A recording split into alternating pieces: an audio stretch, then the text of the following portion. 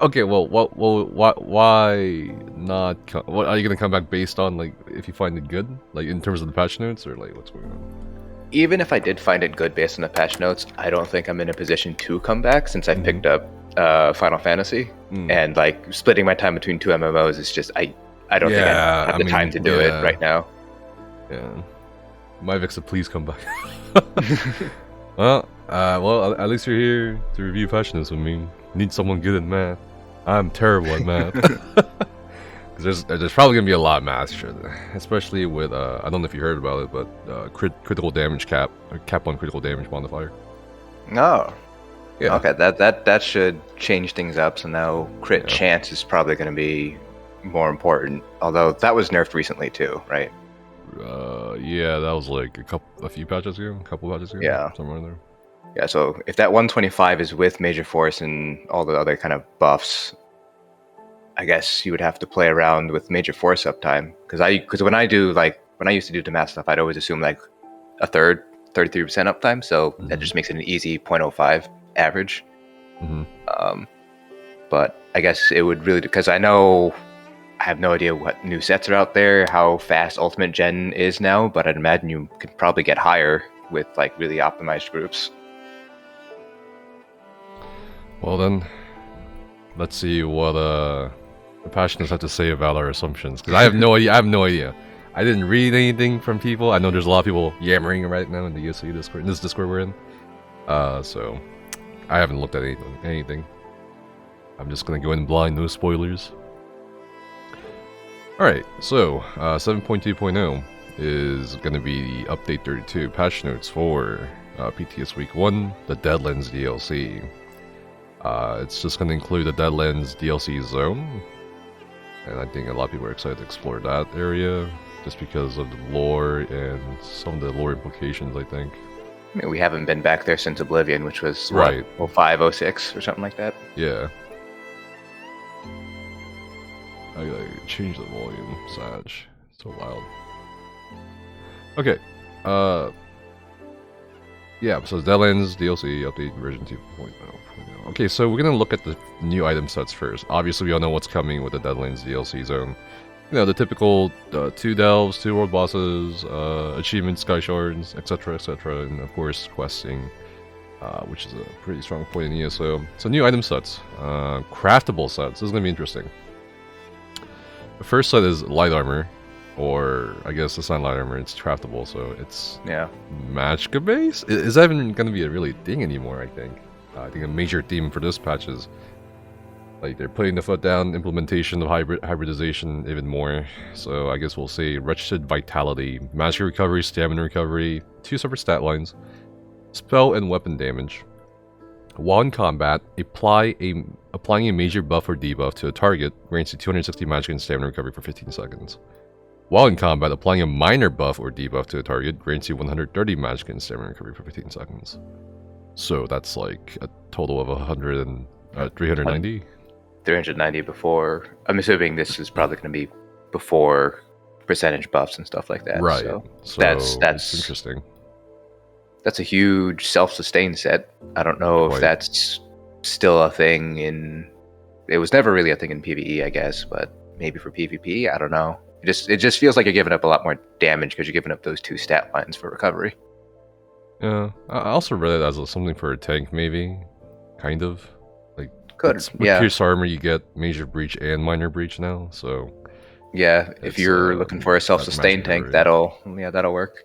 Yeah, that's a lot of sustain. Next set on the craftable list, coming with next patch. Deadlands Demolisher. Max Stamina. Weapon and spell damage. Max Stamina. The 5th piece bonus says, your bash attacks deal 935 more damage. When you bash, you also deal physical damage in a cone in front of you, interrupting any enemy's hit. This effect can occur once every 2 seconds, and counts as bash damage. This kind of gives me flashbacks to when the Necro Goliath morph was busted, and you could just bash. Oh, and you just bash, yeah. So maybe you could stack it with the Necro Goliath bash morph again, and see where that goes. Something to consider, I guess. Iron Flask, next set, max health, armor, just straight up a tanky set. When you drink a potion while in combat, reduce your damage taken by 12% for 20 seconds. Oh boy. Huh. That's Okay. like just tanky as fuck. That's a unique tanky as modifier. fuck, yeah. Oh no. Yeah, it's unique, and there's tons of damage reduction percentages, at least back a year ago. I can see a lot of people trolling with this set in PvP. Yeah. I think, yeah. Especially Argonians. Unless they change the Argonian passive. No, they didn't. But you can also put some potion potion cooldown reduction. Yeah. And there's also like... Yeah. Hold on, wait. I think it's like 24 seconds, right? If you're an Argonian with max potion cooldown glyphs or something like that. Yeah, so that's pretty much busted. Like, yeah, that'd be busted on a Argonian tank in PvP.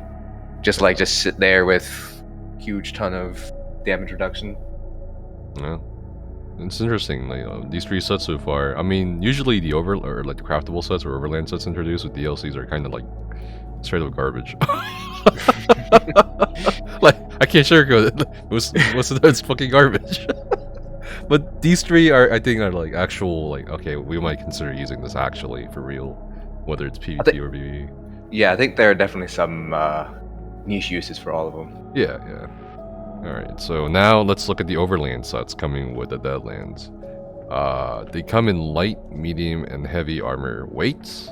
So Eye of the Grasp is light armor, max magicka, weapon and spell damage, critical chance. Just a reminder that they're hybridizing most of the stat lines like crit chance, weapon and spell damage, and penetration. But they are not touching the max stats like magicka, health, or stamina, it seems. When you deal critical damage, generate 7 ultimate. This effect can occur once every 5 seconds. So 7 ultimate every 5 seconds. Yeah. I guess. I mean, I don't know where you would use this. PvP. Maybe like PvP, or maybe, I don't know, if you have an off tank, just get as much ultimate as possible for Warhorn uptimes. Yeah, but PvE. What set do you sacrifice for the off tank? That's the thing, I don't know. Like, 7 ultimate every 5 seconds is what? That's 1.4 ultimate if you're doing it on cooldown. That's that's a pretty big buff to ultimate generation. Like, just off the base, you're increasing it by 33%, but I don't think it's worth giving up another off tank set. Yeah, I don't know. We'll have to think about it, but I think for PvP it could be a consideration again. Hexo's Ward, it's a medium armor weight. It adds crit chance, weapon and spell damage, crit chance. Dealing critical damage with a direct damage ability grants you a damage shield that absorbs 8,177 damage for 6 seconds. This effect can occur once every 6 seconds. Huh. So, Ice Heart, but 5-piece with stronger Ice Heart, shield? but 5-piece, yeah. And no damage attack. Right, I mean, it is a 5-piece, but... Yeah, I know, but still, it's like, why? Why would you wear this? I don't know. It's kind of weird. I don't know. I don't see a use for this in PvE. Or, I mean, maybe like, I don't know, like just to try it, I guess. I mean, maybe because Stam don't have shields, right? So maybe in PvP, but I feel like there's so many other good PvP sets out there. So there are. Kind Marcher's Cruelty. It's a heavy armor weight. Adds max health, stam recovery, armor. When you deal direct damage, you apply 1 of 5 random major debuffs to enemies within 8 meters of you for 18 seconds. This effect can occur once every 8 seconds and only if an enemy is in range. The debuffs are Major Breach, Major Cowardice, Defile, Maim, and Vulnerability. Huh. A random 1 out of 5 chance for 18 meters for 18 seconds. But it's all enemies, right? Within 8 meters? Yeah, it says it reads as all enemies, yeah. Right. Once every 8 seconds. 8 seconds. For 18 and only seconds. if an enemy. That's I don't know. I think that's pretty good, actually. That's pretty good. I mean, in PvE, you got the AoE Breach and AoE Vuln. I'm not sure about the Cowardice, Defile. I mean, I think 1, 2. Yeah, 1, 2 definitely. The Maim might be helpful for Proc groups. Yeah. I mean, yeah, this is a surprisingly interesting set. I'm gonna have to check this one out. Let's see. New collectibles, outfits, styles, and designs. Well, we're gonna skip that one.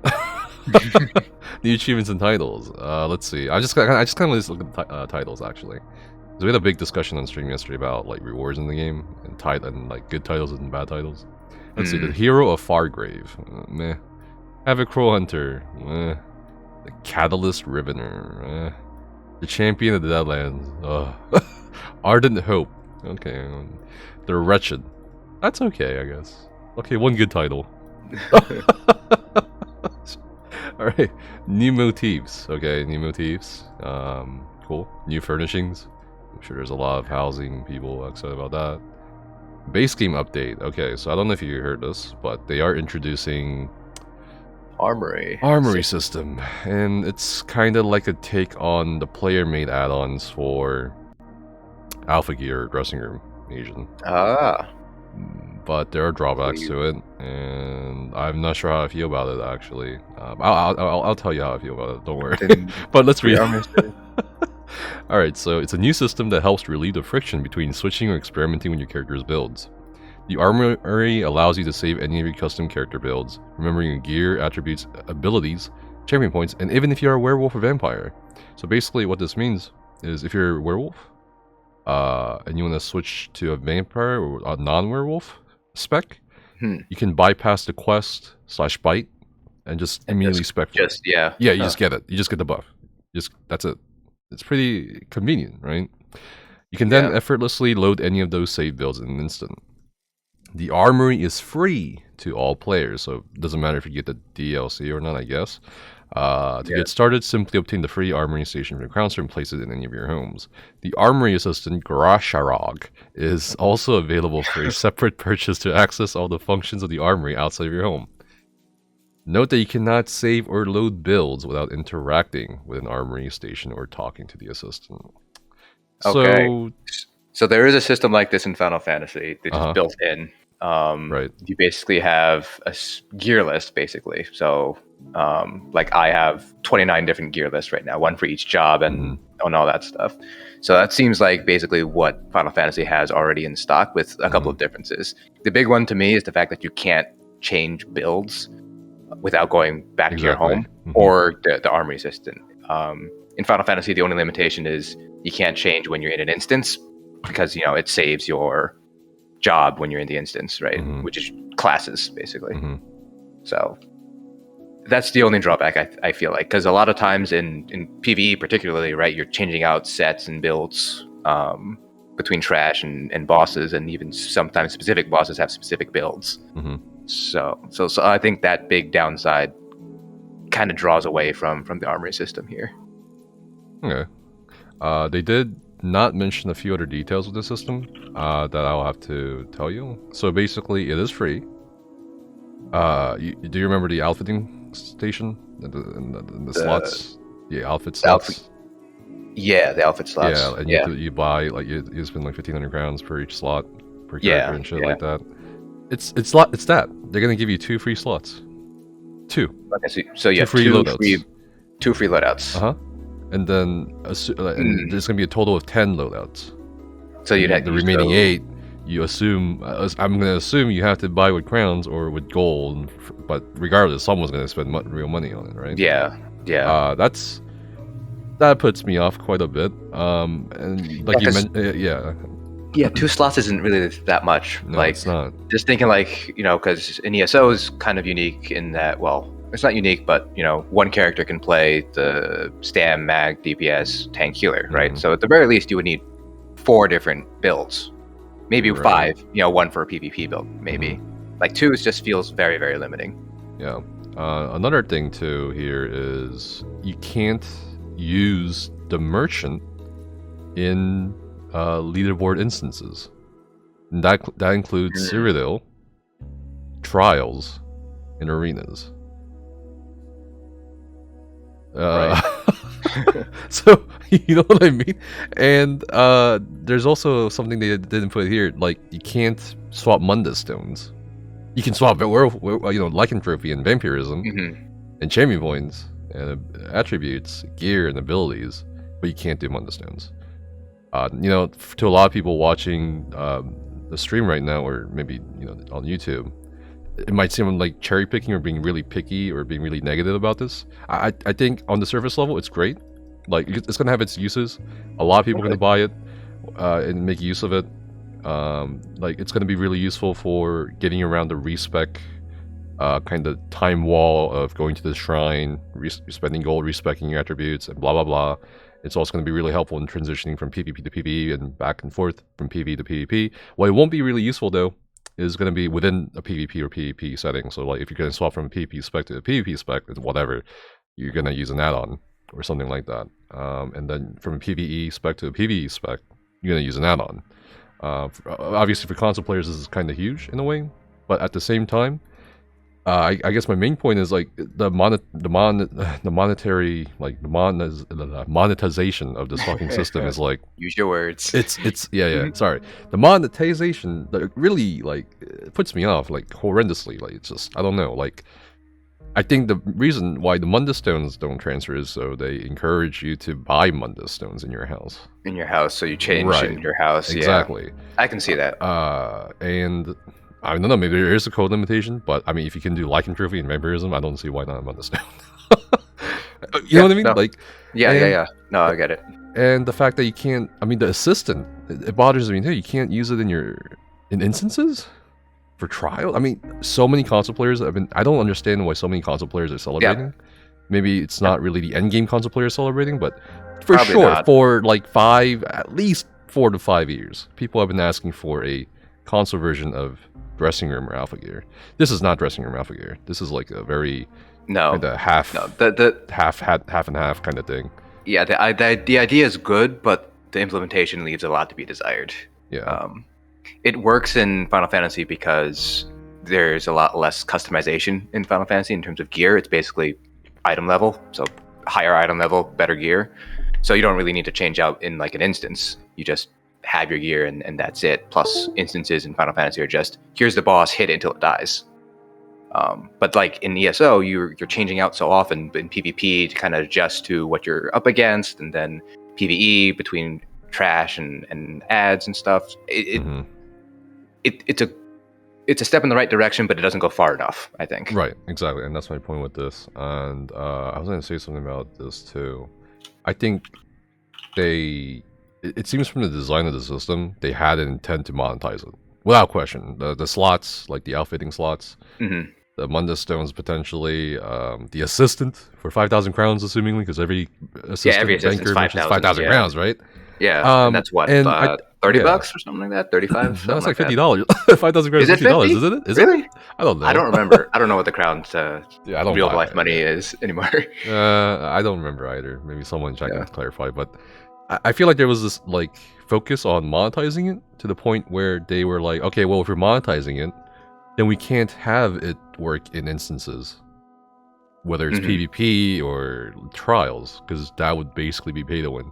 So the monetization, I feel like, held us back quite a bit. Yeah.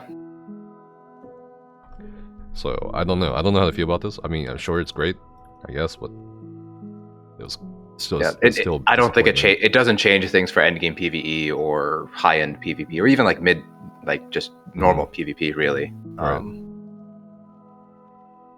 Yeah. I don't know. It'll be curious.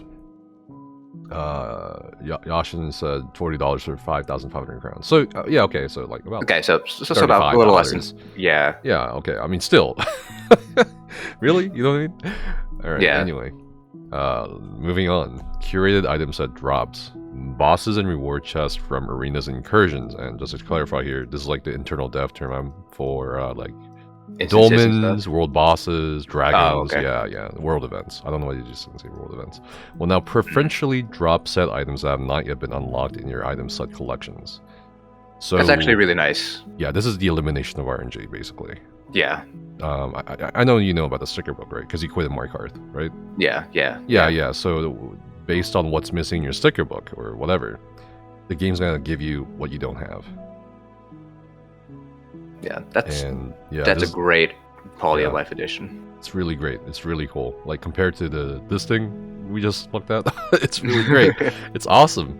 No one's gonna complain about it. I think there are some concerns though. One concern being like maybe like the economic side of things, like how much a set is worth. I guess nothing really, because you're guaranteed to get a certain specific piece of a set in overland or, you know what I mean, stuff like that. Yeah. Well, it's not, it says preferentially, so it seems like it's still a little bit of RNG, but maybe instead of like, you know, let's say there's 4 pieces and 25% chance of each, you have 2 instead of, you know, 25, 25, 25, 25. Maybe it bumps it up to like 35 or 40. So there's still a little bit of RNG involved, I think. Well, the way they explain it is, the way they explain it is like if you have 4 pieces missing still, like let's say a 2-hander, an axe, whatever. It won't give you it in a specific order. It'll just give you randomly. So once you pick up the axe, then the next 3 will drop. Okay, it just drops it right. So it just drops it out of the drop table, basically. Okay. Yeah. I guess what happens when you have everything? Is it just you have everything? They just randomly drop everything again, sort of thing? Yeah. They answered that question actually on the ESO Live. It says it's just gonna go back to a random loot table. Okay. So yeah. I think, so the second concern I think some players have had is, what if you can, like, sell or not even, like, take or bind something to your your sticker book? You see where I'm going with this? Like, let's say you don't get the Medusa Inferno, and that's your last piece in the sticker book. You're guaranteed to get that, right, in Arx Coridium or some whatever you need in whatever dungeon.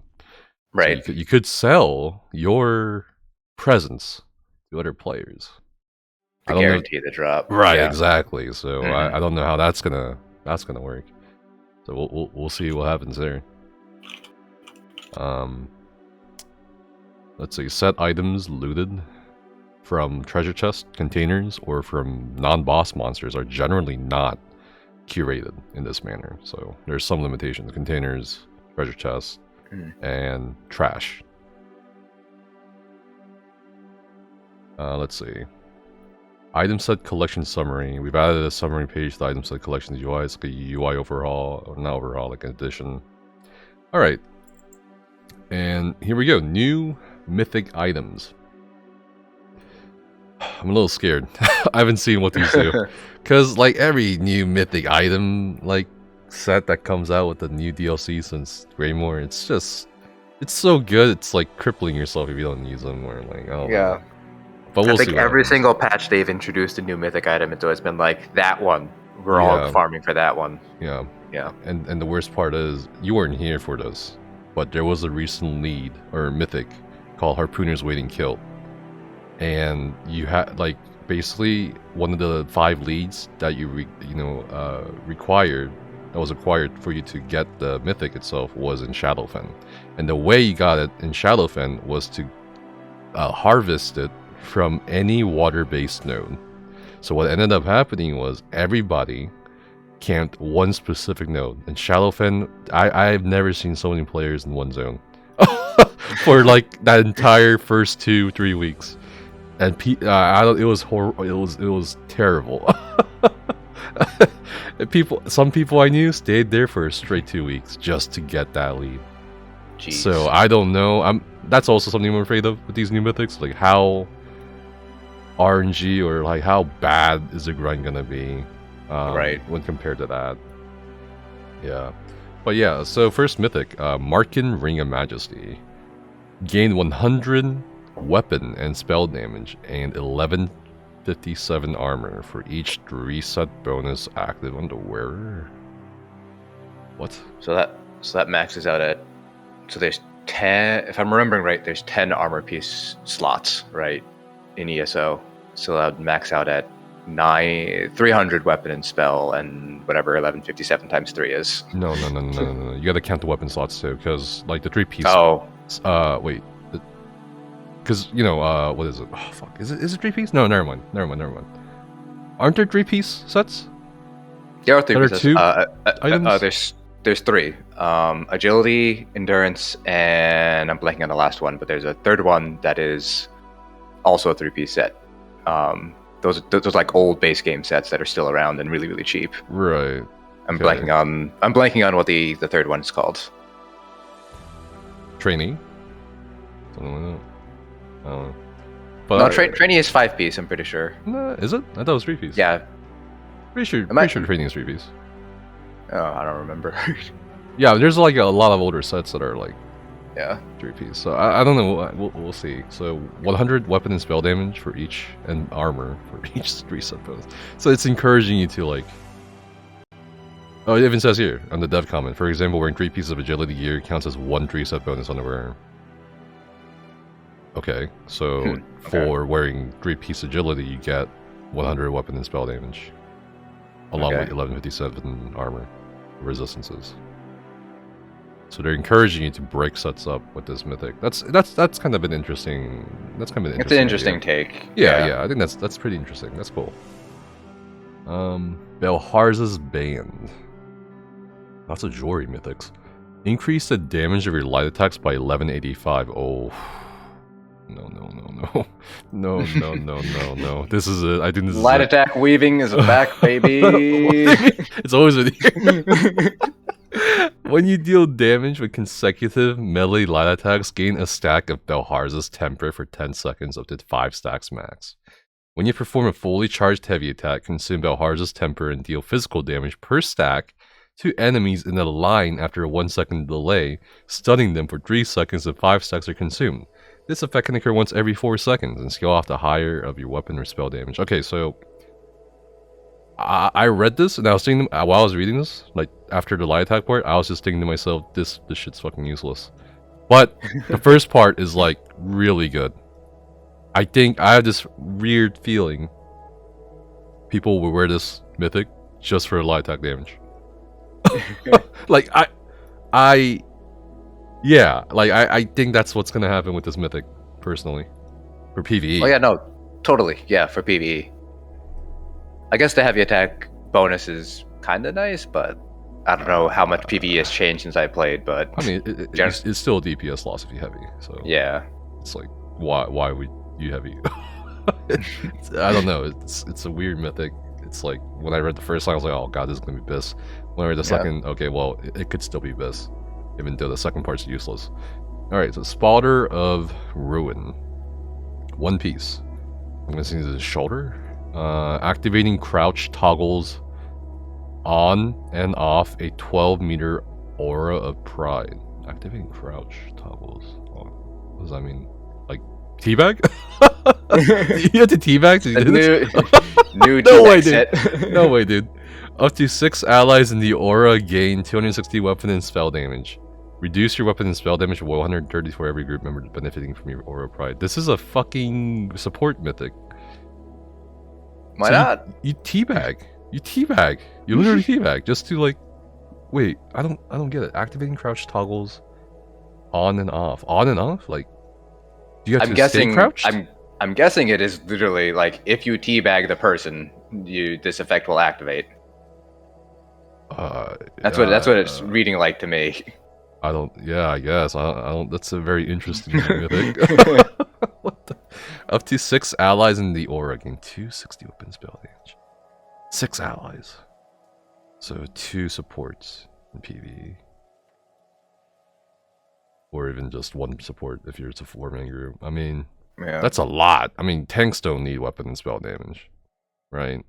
I guess healers kinda do, but even then, it's like healing skills, whatever. Like you don't really need to build for weapon or spell damage for PvE, for healing, or even max magicka. It's like whatever. Developer comment. Only activating crouch toggles aura of pride on or off. Exiting crouch will not toggle this set on or off. What? So you have to do crouch once. Crouch once to turn on, it on, and then crouch twice. Yes. Okay. Oh, okay. Okay, that makes more sense. Okay. Oh yeah, I was like, do you have to like actively like while you hold block? Oh. Okay. That's cool. I mean, interesting. I think this will definitely be a must. I don't know. 260 weapon and spell damage. That's a lot. Yeah, especially 260. Yeah, especially the crit damage cap, and I mean, there's not a lot of pathways you can get more damage, right? Yeah. I mean, max stats is kind of whatever. It's basically weapon spell damage plus modifiers. Alright, map updates. So, this is another one that was kind of a disappointment to me, but whatever, I guess. In Update 32, active Dark Anchors and Skyshards will now appear on your in-game map. Active Dark Anchors will now display as active on the zone map when engaged, similar to Herald Storms and Abyssal Geysers. Skyshards will now appear on the map and compass when you approach them, similar to other points of interest like way shrines, delves, and set stations, and those locales. Additionally, the zone guide will now direct you to the closest unacquired Skyshard when you have completed the other objectives in the zone. It's like map hints, basically, but proximity based. I guess they had to somehow keep the challenge of still finding them in a way, but still, it's like at that point, I feel like just put it on the map. I don't know. Oh man. Yeah, I mean, it's still a little bit of a challenge to find them, but yeah, if it's just complete the zone and then you can get your sky shards, I mean, completing a zone isn't that difficult. Right. I don't know. It's like whatever. New homes. Okay, well, new crown store houses every patch. Yep. Manor and spires or towers. Combat music options. I think you'll love this one. We've added a new combat music drop down the settings menu under audio. You'll now be able to decide if you want to hear all combat music, only boss combat music, or no combat music at all. I mean, some of the music actually feels good. So I don't know. Yeah. Let's see. New PvP emote. Okay. NVIDIA, DLSS, and I hope there's something for PvP. Like, dude, PvP in this game is dying. Like, legit. Is it actually? I think yes. I think at this rate, dude. I think ESO is going to turn out like like Final Fantasy. Like it's mostly PvE, like just PvE. Mostly PvE. Yeah, mostly known for just known for PvE. Like no one's going to think of ESO anymore when it comes to PvP. But that's a shame because I think where ESO really shined was in their PvP. I know, and that's like speaking as a non-PvPer, like ESO I think was more well known for its PvP than its PvE. Oh, for sure at the start, yeah. Yeah. For the first 2 years or so, 3 years. But now it's like, I don't know. It needs. I hope this isn't the only content PvPers get next patch. A new emote. Just an emote. That's all you get. An emote and a couple of sets. That's it. Oh man. All right. NVIDIA DLSS and DLAA support. So they made a big deal out of this on the ESO live stream. Like how ESO is gonna be the first game to get NVIDIA's new tech. What is it? Deep learning anti-aliasing. Well, that's already like existing for other games, but the DLAA does not exist at all for any other game until except ESO next patch. So that's pretty cool, I guess. Only if you have a 2000 3000 gen RTX card or NVIDIA card. Sorry. So yeah, better performance / graphics in a way. Yeah. I guess the main question or I guess the main point here is that ESO has always been more of a CPU bounded game than a GPU bounded game. So I'm not exactly sure how much pressure this would take off of your CPU if you have like a 4000 series processor or something. I don't know. I ain't a technical guy, so I have no idea. It'll surprise you to know that they introduced multi-threaded rendering this past patch. Oh, okay. And I've been using it a lot, and it helps so much with frames in like trial. It's insane how much like it gave me like an additional 100 FPS at least. So they are improving that side of the game, which is nice. But yeah, that's pretty much it for this part of the notes here. Let's see. Event testing. Just events. Okay. Template information, the usual, thing really important there unless you're in PTS to test some stuff. Alright. Rockgrove trial. And I don't think you've done Rockgrove. No, I haven't. It's the newest trial, basically, with Blackwood, the latest chapter. Well, let's see what they changed. Remove the animations for player hit reactions from several dot effects throughout the trial. I have no idea what that means. Probably like, I guess like your character sometimes grunts constantly when they have a dot on them. I don't know. Or they flinch or something. I don't know. Maybe. All right, Flame Herald boss. Oh my god, please have reasonable adjustments to this fight. So Flame Herald boss agent is like the second boss. probably the hardest boss in there. Mm-hmm. And it's like the mechanics on that fight and the boss and stuff like that comes from the boss make it so like the damage is so insane, and it's unavoidable damage like dots from like a mini mini boss or okay. So it's just like a raid wide basically. That's a Final Fantasy term. It just hits everybody in the raid, or is it just just the tanks and the supports and like healers, like right, like you get a dot on you and shit. And basically, if especially as tanks, if you don't use Mistform, it's fucking impossible. On hard mode, it's fucking impossible to be consistent. So you have to be a vampire, you have to Mistform, and that's just really bad because it's just encourages playstyle where you have to just basically taunt Mistform and back out, taunt Mistform, then you're just Mistform most of the time. It's not very engaging, and if you don't Mistform, you're pretty much dead. So let's see what they got here. Yeah, you're not a tank anymore. Right, exactly. It's like whatever. Depth's Touch, which is one of the dots, now deals less damage per tick. Okay, cool. Decrease the negative effects on healing and shielding from Depth's Touch. Cool. I have no idea what Grave Dorn is. Now it deals less damage. I have no idea what Grave Dorn is. So. Wraiths now reappear less frequently. I have no idea what wraiths are. I think they mean just like the specters, the flaming specters. I have no idea. Or is this like I don't know. Your channel. It sounds like ads. Are there ads in that fight? Oh, there are ads, yeah, but I've never seen wraiths. I've seen flaming specters. Maybe that's what they meant. I know that your channel will no longer be interrupted after activating a sigil. If I don't know, okay, that's cool. But I don't see anything about the dots from the bosses. Sorry, not the bosses. The ads, like the behemoth and the abominations. Like they're these ads that put a bleed on you, and it's unavoidable bleed, and you have to Mistform or you're dead. So I don't know what is going on here. If they think Depth's Touch is the like only issue, then they're wrong. Okay, so exploration, atomization. Move the butterfly next to the Blackwood Crossroads Way Shrine. Okay. Much to Miri's delight as you rip its wings off because you're trying to get to the auctioneer, you monster. Okay, cool. Let's keep scrolling down. Oh, Asylum Centurium. Okay, St. Olms. Gust of Steam will now have a visual combat queue indicating the affected area. Wow, it took like that. God, that's like 3 years old. Yeah, that's like 3 years old. This is 3 or 4 years old. Oh man. That next change is actually the next one down the list. Lotus will no longer cast oppressive bolts into Foul Blast should he be reduced to 0 health. That's going to be helpful for a lot of prog groups. Oh, yeah. Because there are a lot of times where it's like, oh, Lotus is dead, but he's in the middle of his the Foul Blast animation, so you still gotta deal with it. That's pretty cool. That's a nice change. That is a really nice change. All right, let's keep going down. Quests and zones, whatever. Scale Color Peak. Glacial Geyser will no longer have a chance to activate after defeating Matrigaldus. Okay, whatever.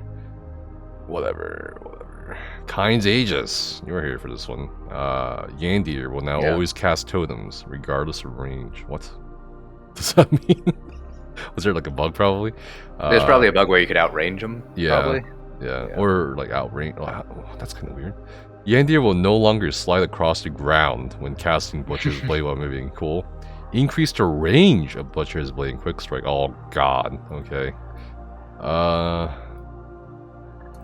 Giant Cheese Connoisseur, Antiquities, whatever. Gentleman, whatever. With the meaty stuff. Bloodred Forge, Shock's Lava Ball ability no longer leaves a consumable corpse. Okay, whatever. Fix some issues. Audio. Pause the fabrication try. Oh! Asian! Oh, hold my hand. Added the joining counter. Oh my god, finally. Oh. Fuck that me. Was terrible. You used to be locked out. So for those guys who haven't really done halls, you could get locked out of a boss fight because like the group would go in and you would be like AFK or something or some weird shit like that, and you wouldn't be able to join the fight. You just sit out there and just be like, all right, I guess we'll just either have to wipe or kill the boss. Yeah, and people would crash too, and you have to wait. Halls was a terrible boss fight, and you have to like send somebody to heal them through the blades or fucking give them rapids. I'm like, oh, such a good change. So you don't have to run through. You don't have to run through all the buzzsaws anymore either. You can just sit there and let one person do it. Well, yeah, exactly. This is really great. This is really great. Finally, like, they should just add this to everything. Like, yeah, that should be standard. Like, I keep going back to Final Fantasy because this is what I'm like playing right now. But like, that's in every single boss fight. Like, if you're not in the boss room and pulls, it'll pull you in after 15 seconds. I feel like that's like just should be standard in any MMO. Kind of curious. Does the Final Fantasy rating scene have carries like ESO does? Like, paying for carries. Like paying for carries? Yeah, paying for carries. I haven't taken a look, but I wouldn't be surprised if there are like carry groups where you can pay to get carried through an instance. Okay. That being said, there are mechanics in some fights where you need all 8 players to be alive. So it might be something like in ESO where like you still have to pay attention and do stuff. But yeah, I wouldn't be surprised if there's like you can pay Gil gold basically to get carried. Okay. What does Asian think of the changes coming to SMN and Endwalker? Wait, shit, wrong game. Okay, buddy. Okay. I'm going to assume that's Final Fantasy. Yeah, that's a Final Fantasy thing, but I am a summoner main, and I am excited to basically relearn my job. Okay. Let's see. Loot. Oh, I'm so glad they put this in for vHoF. Holy crap, finally. Renewed the Morrowind Skyshard. Fix some more issues with quests and zones. Black River's Prison Arena. Hack Wing's Rake ability will now display its combat queue during the cast rather than after a short delay. Oh, that finally. Okay, that's another good one. Dungeons. Lair Marsalok. Celine can no longer be targeted by pets. Marsalok purged. While purged, Marsalok's unrelenting force ability will no longer knock back players who are affected by a damage. Oh, this was a well-known issue. If you had a damage shield on you and you still blocked, you'd still get flung back. Wow. It's a really weird circumstance. Yeah. But yeah. Alright, let's see. Ruins of Mazatun, Tree Minder, Nakesh, Lashing Vines will now always play their attack animation. That's cool. Fix an issue. I've forgotten. Lots of fixes. That's new dungeons. Moonhunter Keep. Okay. Depths of Molitar, Symphony of Blades, adjustments. Basically like adjusting the fights or nerfing the fights, I guess. Yeah. Or making it more clear what's going on. Alright. Yeah. The juiciest part of the patch notes. Combat and gameplay. Okay, I'm excited. I'm a little excited. Let's see. Critical damage and healing now has a hard cap of 125%. Note that this value can go beyond 125%, but your critical strikes will not deal more than 125% damage or healing in total. Let's look at the developer comment.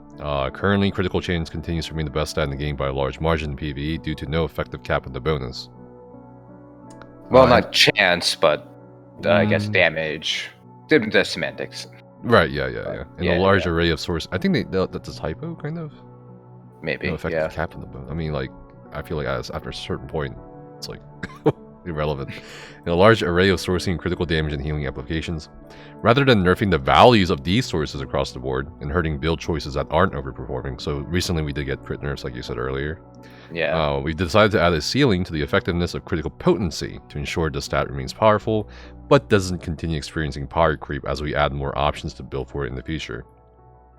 This should have very low impact on unoptimized builds, while also reining in groups who are coordinating many sources of these bonuses and producing extraordinary results of damage or healing. So basically you're saying, we want to nerf these ridiculous fucking damage numbers. And I agree with this, you know. I actually really like this change, but what are your thoughts on this, as someone who's kind of watching from the outside here? I think it's a good idea to kind of have an upper cap. Mm-hmm. Your biggest modifier. So like Final Fantasy has crit chance and direct hit. So like you get a little bit of a bigger hit, but like it's your crit damage is fixed at I think 50% extra damage. So, you know, in the end I think having a cap is definitely going to be helpful, and in sort of limiting the upper power base, because it's never going to be about like the lower half, right? It's never going to be about kind of balancing the lower 90-95% of builds. It's always going to be that, you know, the end game raiders. So I think this is a good change. I'm not sure how 125 stacks up currently with the current sources of crit damage. I knew obviously you'd say things that. have changed. I knew you'd say that. Are you proud of me? Because I did my homework, Professor. All right, so I brought a list. All right. So the base crit modifier for everybody is 50%, yes? Yeah. And for 7 pieces of medium armor now, because they changed it recently, it's basically 2% crit damage per piece, so that's 14 potentially max. Right. 15% from Elemental Catalyst, because they buffed Elemental Catalyst recently. 12% from Khajiit. 10% from Minor Brittle. 20% from Major Force. 10% from Minor Force. Fighting Finesse, the CP Slaughtable is 10%, Backstabber is 15%. Nightblade passives, Hemorrhage and Grim Focus are 10% each. That's 20% total. Templar also has 10% modifier, and Harpooner's Waiting Kilt, the mythic I talked to you about earlier, was 10%. Yeah. So all this combined, I think, is way over 150%. Yeah, that's way over 150. Yeah. So if you're taking into consideration Major Force and you're not trying to overcap it, you would want to max out at what 105. So that'd be what base, EC, brittle, minor force, the CP, and I think that's already, because that's what 10, 10, 35, 50. Yeah. And then you need 5 more from someplace else. So I think you would end up going over possibly, but not by much. If you're like trying to play around that Major Force 20% and kind of get around that 105. Yeah. I think there was a lot of speculation before the patch notes release. People were wanting 150%, and I was like, no, that's too high. That's pointless. That's way right. 150% is way too high. That's some people are saying 100. That's not a nerf. And I'm like, 100 is 100's too low. That's low. A huge nerf. Exactly. See, I knew you'd get it. Yeah.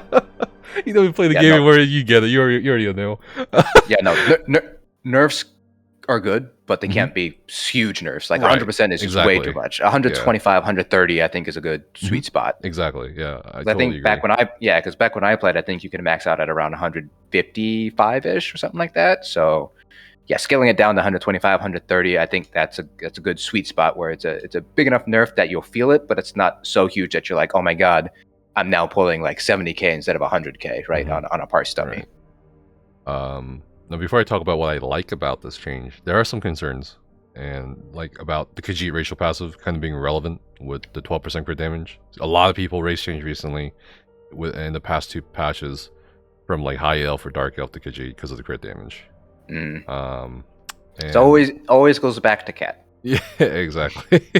And then the second concern I think a lot of people have are in regards to class passes, particularly Nightblade, because Nightblade has like at least 2 crit modifiers.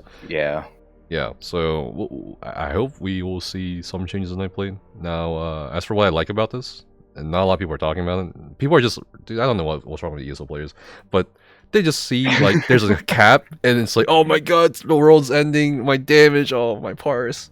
But, like, if you do the math from 100, like, if people are doing well above 115k on a dummy, like 120k, close to it. Jeez, DPS is gold. I know. And when you translate this with that, it's like, it's not a big deal. It's not like a huge significant loss, right? Probably not, no. No, it's not. And a lot of people are saying, oh, you know, Khajiit's going to be useless, or oh, this medium armor, I don't know why people think medium armor is useless, or whatever is useless. But with this change, I feel like there's a lot more ways to optimize. You know what I mean? And that's something we've never really had in ESO, in my opinion. Yeah. Like, there were ways to optimize, but there wasn't really multiple pathways to optimizing. So, for example, I don't know if people understand what I mean. If it's 125% damage cap, you may not need to have Minor Brittle or EC for a STAM DPS comp, which is right now a hybrid comp, because you need Elemental Catalyst, you need someone running double eye stays for Minor Brittle, stuff like that. Right. Another thing, too, is like, if it's 125% crit cap, what if you don't even need Major Force? That's huge, especially for prog groups. Because that would open up basically a completely new ultimate that you could run. Exactly. Barrier has always been great for prog groups.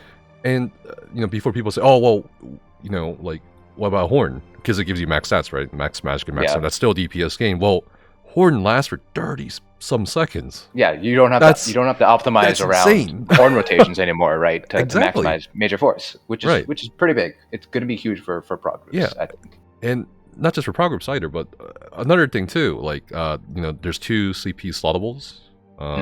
You left right before the new champion point system, but we have to slot 4 slottables per tree to have them active.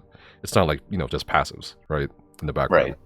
Right. So right now most damage dealers are running fighting finesse, which is 10% crit damage modifier if you're just flat, and backstabber is 15% crit damage modifier if you flank the enemy. What if you don't need these? You know what I mean? And people are like, Yeah. "Oh, well, just adding some more weapon spell damage is irrelevant." But they're not thinking about like potential things like mitigation, right? Because you have to slot mitigation slottables to get the actual mitigation. There's so many pathways with just this one change that people are just so short-sighted. like, there's so many ways now, and I don't know why people are freaking out about it. I think it's a great change. I think you're right. Like 125 is good. Maybe 130, 135, somewhere in there. But yeah, I think it's fine. Yeah, I don't know. Obviously, there's gonna be some things people will have to adjust for within their raids or within their individual spec, but I think it's a good change, personally. Yeah, no, it's a great change, I think. Yeah. Especially if DPS shot up to 120k while I was gone. That's a huge bump up. It can be a lot more in raid. In actual, you know how it is. Like dummies, like whatever, right? Yeah. But in actual raids, it's gonna be a lot more than that. It's gonna be a lot more, especially in the burst phases. It's insane. It's insane. But yeah, I mean that's a great change. Next change, made the following adjustments to Bash. Okay. This core combat skill now has a cooldown of 333 milliseconds, down from 350 milliseconds. Ooh. To ensure it can be cast up to 3 times per second at most. 3 bashes within a second. I mean, you'd have to have like frame perfect, but 3 bashes per second is a lot. I know, that's a lot.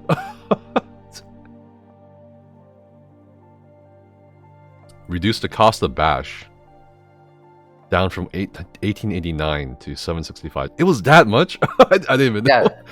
Yeah, no, it was expensive. Bashing was expensive. What the? To ensure it is 1/3 of a melee spammable? Okay. Wow, they really want people to actually like bash. We saw that set earlier. They encouraged bashing, right? Like, time to learn how to bash weave again, Nephis. Oh boy. Oh god, I don't know about that one. The damage now scales with the mixture of your... What? A mixture of your physical and spell resistance plus 1 extra damage? To ensure that if you're at 0 for these stats.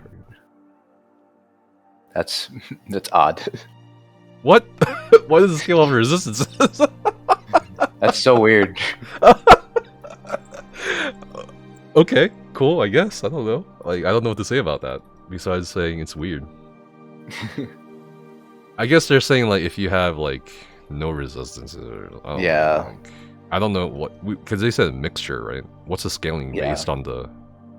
Who knows? Someone's gonna have to go out and try it out. Oh, gee, I just wish they gave you the math or some shit, straight up. Reduce the cooldown phase after activating Bash, that preventing you from casting other active abilities to 333 milliseconds, down from 700 milliseconds for smoother gameplay when utilizing. Okay. Interesting. Fix an issue where some proc-based conditions could unintentionally succeed when removing negative ground effects. Okay. The damage from Bash can now trigger enchantments and poisons. Oh shit. Okay. Yep, no, bash weaving is gonna be a thing. I guess. I don't know. We'll see. I mean, it's not gonna be a lot of damage if it scales with resistances of all things, but I think for looks PvP. Oh no, it looks like they took off some of that global cooldown to make weaving better. Right.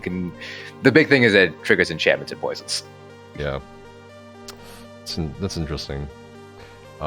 Fix an issue where the caster-driven ability using the new AoE technology would be dismounted upon entering the area of their ability. We have technology. SpongeBob, we have technology. That's so great. Anyway, let this be a reminder that technology often affects us in ways we can never explain. What does this even mean? I don't know, dude. What's going on? I guess it's like, you know what I mean? I feel like they could like shorten the patch notes a little bit if they kind of took the... So wait. So there was an issue with like getting automatically dismounted if you entered an AoE that you casted? I guess. I don't get it. Why? What scenario with that? I don't know. My guess would be PvP, but yeah, but like no what person doesn't enter combat or is stuck in combat? How do you mount? Like, I don't get it. But anyway, whatever. Adjusted the following abilities to use the new AoE system introduced in Update 30. Ash Cloud and its S'mores, Meteor and its S'mores. This change also fixes numerous issues with the ultimate failing against dead targets. Failing against dead targets? So that's intended, Meteor. We finally know after all these years that that's intended. That Meteor is supposed to give you all... yeah, if you hit a dead person. Corpses. Yeah. Sheesh. Okay. Stampede. Cool. Volume morphs. Abilities and item sets that heal, deal damage, or restore resources on a set frequency while in an area of effect will no longer display visual effects on each impact for targets in their areas. Okay, well, there's a bunch of sets here. Heal, deal damage on a set frequency while in an AoE. Will no longer display visual effects, so it's just telegraphs, I guess, something. Yeah, that reads like it's telegraphs. Yeah, it is. Maybe to help reduce server strain or something. To, don't have to make so many particle effects or something like that. Yeah.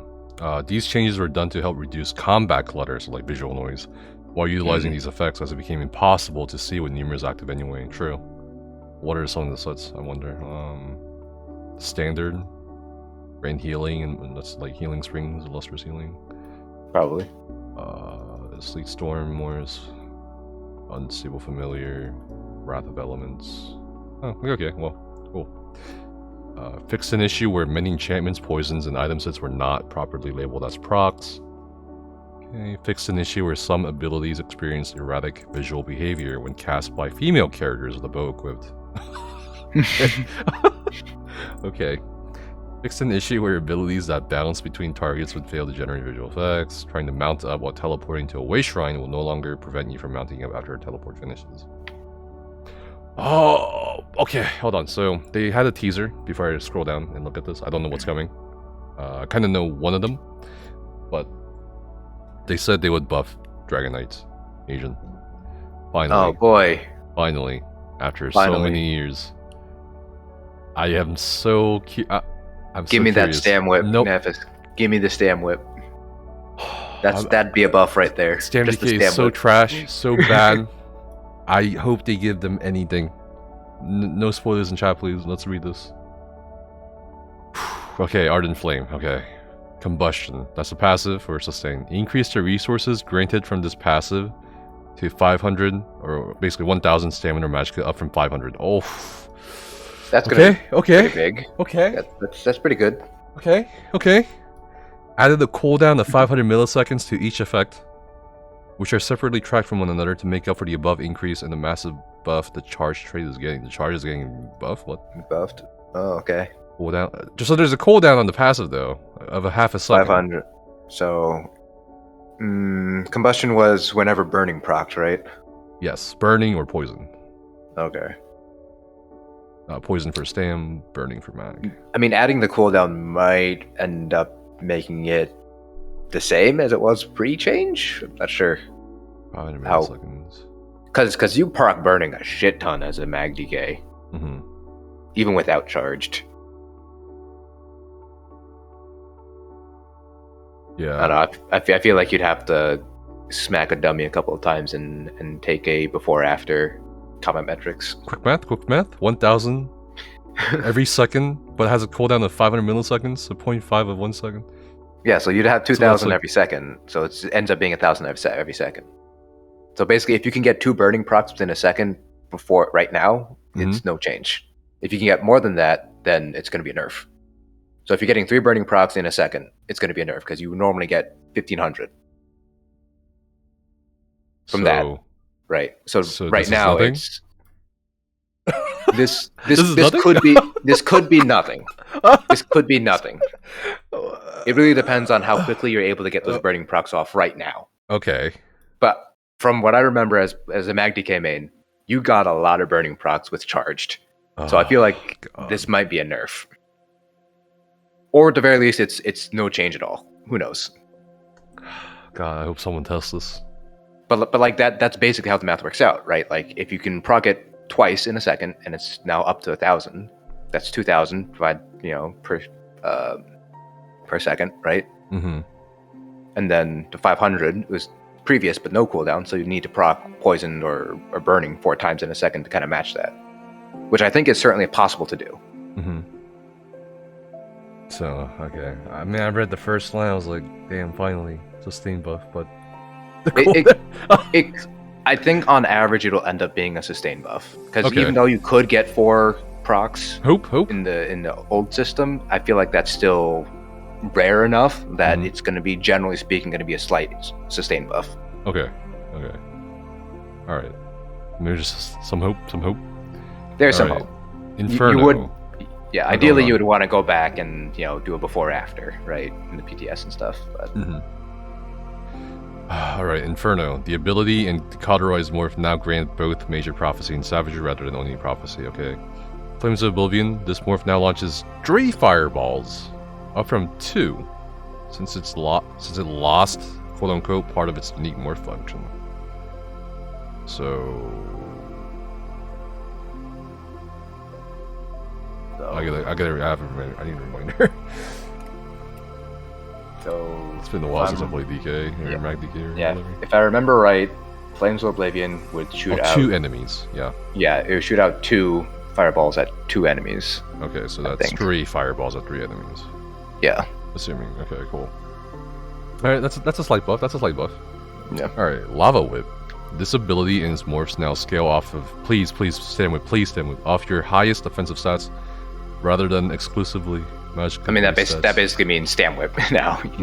Right. May this finally end the fiery and age-old debate over getting Stamina Whip. We did it! Let's go! It only took what? We did it! A long time. I guess the problem is, does it cost Magicka or does it cost stamina? Right, because if it still costs Magicka, it's not a Stam Whip. It's a Magicka Whip that scales off of stamina. I don't know, we'll see, I guess, but okay. Worst case scenario, it's mag, right? Mag cost? Yeah, mag cost. Can a Stam DK sustain that? I don't think so. You don't have enough burning procs, I think, to maintain that. Although whip is pretty cheap. Yeah, it's like 1,000 something. Mm-hmm. Yeah.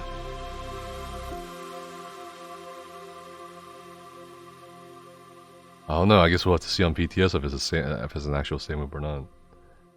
It doesn't say change the mag or Stam. I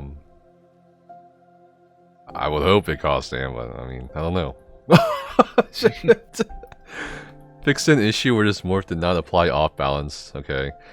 Flame Lash, the override ability, Power Lash now heals immediately rather than over 2 seconds. But its total healing per cast has been reduced by basically half, by approximately 43%. Mm-hmm. However, Power Lash no longer has a 3-second cooldown. Oh, that's great. Ballerina's back. Yep. I remember that back when there was no cooldown, you can just flip all day. Yep. I love that shit, especially in, I remember doing that on Valerio, I remember doing that in PvP. But, this is still mostly PvP thing. Molten Whip. This is the morph that most people use, Yeah. Seething Fury now lasts 10 seconds per stack, up from 5 seconds. So that's 3 stacks of Seething Fury, okay, to help it feel way less stressful to use in rotation, and allow for activation to burst at the perfect moment. Okay. I remember, trying to keep up Seething Fury was a pain in the butt as a mag DK with 5 seconds. Because that basically that limits you to 4 abilities if you're fast on your Right. back bar. And I remember people pre-buffing with what is it? Flames of Oblivion, just to get the 3 stacks right before the fight. Yeah. Oh, man. Alright, I mean that's cool, but man. The whip. Stam whip? I don't know, if there's a morph that costs stamina, then yeah, there's a stam whip. But if it still costs magicka, I don't think it's going to be usable as a stam DK, because you just don't have the sustain to manage it, I think. But if it's like how, I mean, if it scales off of weapon damage, it's like technically still a stam whip, right? It's technically still a stam whip. It's like half Give me some stam. hope. It's like a sad wet noodle whip, maybe. I guess, yeah, I guess it'll depend on how you can sustain it. I don't know. But that also hinges on combustion too, right? Yeah. But then how do you get the 500 magicka as a stam DK? I would probably do Flame Glyph. That's how I would do it. And then Flames of Oblivion, that's because actually, you still use that. That's actually good. That's actually good. No, this isn't copium. This isn't copium. This isn't copium. This isn't copium. People think, I'm not on copium, alright? I made an entire video recently about stam DK being fucking dog shit in PvE and PvE. This isn't copium. I think that's a good thing because, you know, what was it? Meme was testing it on his max sword. No, not max sword. Kodiak. Oh my god. I mixed stam sword with max sword. Shit, error occurred. So in this testing, the flame enchantment outperforms the DPS of disease enchantment. So he has fire enchantment On a stem sword? on the stam sword. Okay. And So- then Yeah. then DKs get the additional burning damage, or at least Right. they did, unless they changed that passive, which is possible. I don't think they did. Well, that's pretty cool. I mean, I think that's okay. I think that's okay. I think that's perfectly okay. No, I think you'd have to go out and test it. You might be able to sustain it, but it's not going to become your spamble, I think. I don't know. I mean, fire enchantment. I mean, if you can get that fire enchant, like a charge fire, that might work. Yeah, I guess we'll see. It's still exciting. DK got something at last. I don't know. Developer comment. Let's see. Magicka Dragonknight's morph options for Lava Whip currently feel too similar. Yeah, no shit. Deal with 3-second cadences. Molten Whip now stands out more as a build-up to a deadly burst attack with its more gracious time period to activate for the perfect opportunity, while Flame Lash doubles down the sustained pressure path. Okay, cool. World in Ruin. This passive now increases your damage done with flame and poison attacks by 5%. Rather than increasing your damage done with area of effect flame attacks by 6%. Yeah, reducing. This is great, isn't it? It reduces the cost of your poison abilities by 25%? It used to. Apparently. So they're removing this reduction. It looks like they're removing the reduction, yeah. If World in Ruin does have the damage cost reduction, I don't remember if it does or not. But this is a buff, though. Flame and poison attacks. Not It just should be a buff. AoE. Yeah, exactly. It should be a damage buff, yeah. Yeah, it's a damage buff, but not a sustain buff. Or Yeah. it's a sustain nerf. Yeah. But I guess...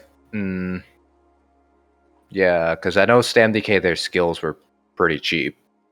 Mhm. But I don't know if that's because of World in Ruin or not.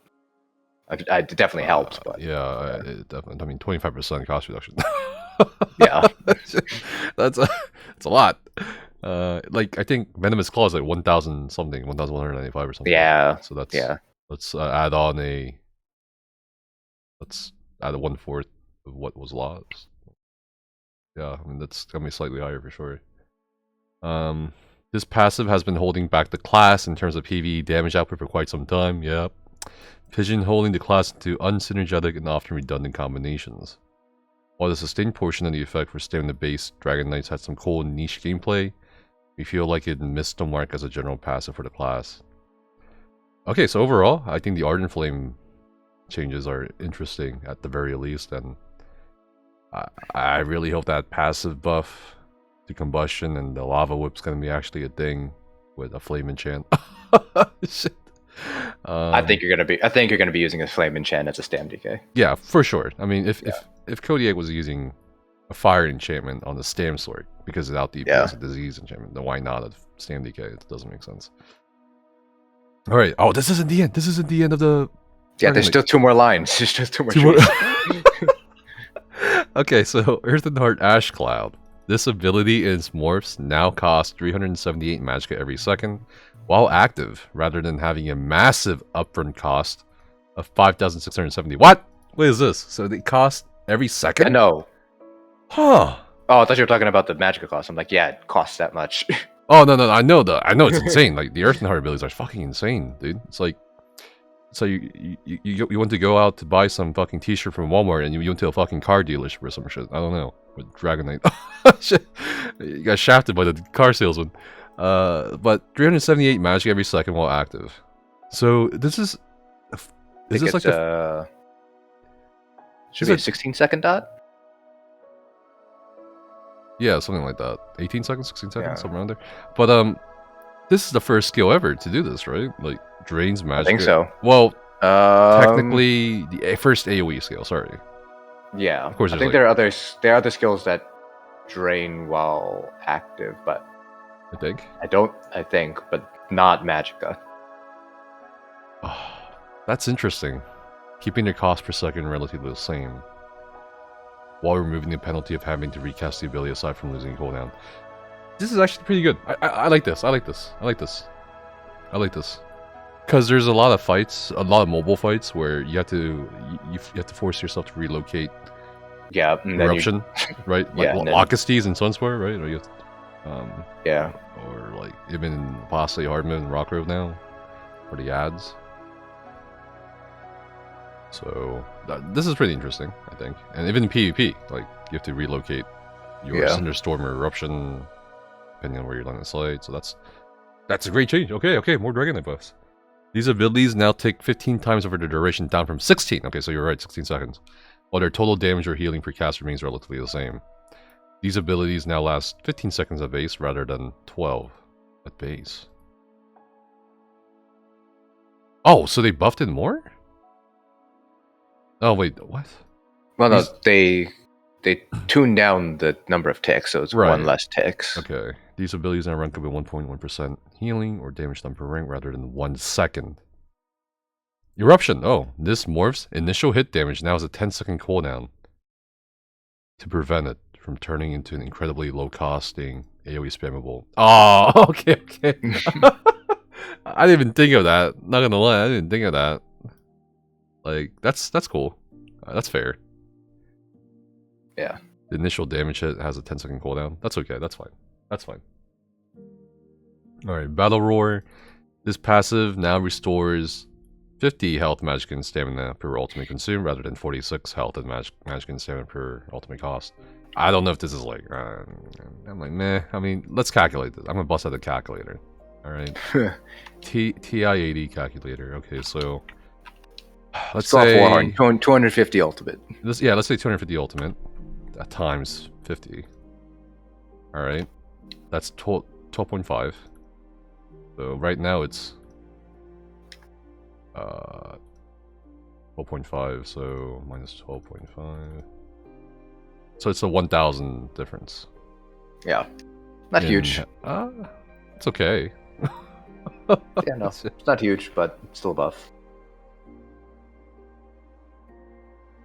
Yeah, I'll take it. Fuck it. I'll take it. You can hold 5 on ultimate now, huh? This passive now restores per ultimate consumed, rather than per cost. Oh! That changes everything. 500 times. Yeah, now you can just be like, nah, I'll be the last. No, yeah, exactly. 500 times fucking 50. Oh! Alright. Okay. That's a lot. That's a good catch there, yeah. Yeah, that's a great catch, thank you. God damn. Yeah. Because usually you're not popping it right at 250, right? You typically have to hold like it. 275 or 300 maybe sometimes, depending on your ult gen, so like... Oh my god. That's huge. Yeah, that's so good. That's way more than what you would have gotten. Right. I mean, that's 4K resources is a lot. This was like comparing simple interest to like compound interest. Oh my god. Okay. Developer comment. This change should help even out your sustain when sitting on an ultimate cast and be less punishing when doing so. I know that's true. Let's go. Let's go. Yeah, because you're sitting on your ultimate sometimes. You know, you're trying to wait for the best time to put down your standard and shit, and you're sitting on 300 ultimate. Yeah, I mean it's perfect. Well, now was it enough? You think for DK, Stam DK or otherwise? All these I don't changes. think it's enough. I don't think it'll be enough. enough. No, See, I like the way you think. Not for Stam. Not for Stam. Not for Stam. Yeah, no. It's good for Mag, not so great for Stam. I don't know about the whip. The whip's like the only issue right now at this point. Yeah. But then it's like also, well, you bring a Stam DK still to raid, right? Because yeah, Dragonknight tanks can still do staggered. Yeah, you're right. I think. God damn it, dude. I don't think it was enough for Stam DK. Mag DK got a little bit better, but yeah. I don't think it's enough to, because even back when I played like a year and a half, 2 years ago, like Stam DKs were absolute dog shit in PvE. Like you had to be really, really good in Stam DK to even beat out an above average Stam Nightblade or whatever. You know what I hate? They didn't even look at the third skill line, Draconic. Draconic is so outdated. Whoa. Oh, yeah, that's incredibly outdated. What time is it? Alright, I got 10 minutes left, and then I gotta go pick up my wife from work. She can wait. This is more important. You want to tell her that? Yes. Call her. Oh, shit. No, I have to go pick her up, and then I have to go teach. So. Alright. I got you. Alright, Necromancer Boneyard increases damage of this ability in its morphs by approximately 10% per tick, since they tick 10 times instead of 11 after the change in update 30. Cool, I mean they buffed Boneyard or Necro. Yeah. Nightblade. Oh, okay, so you know how I was talking about the crit cap? Yeah, crit caps. Yeah. It's Grim Focus, let's see. This ability is morphs now grant 1% damage done per stack rather than 2% crit damage and healing per stack. That's fair. I think that's fair. I think that's fine. I think that's fine. That's better. Yeah, that's fine. That's for sure. Nightblades were already way stacked already with their stats anyways. Yeah.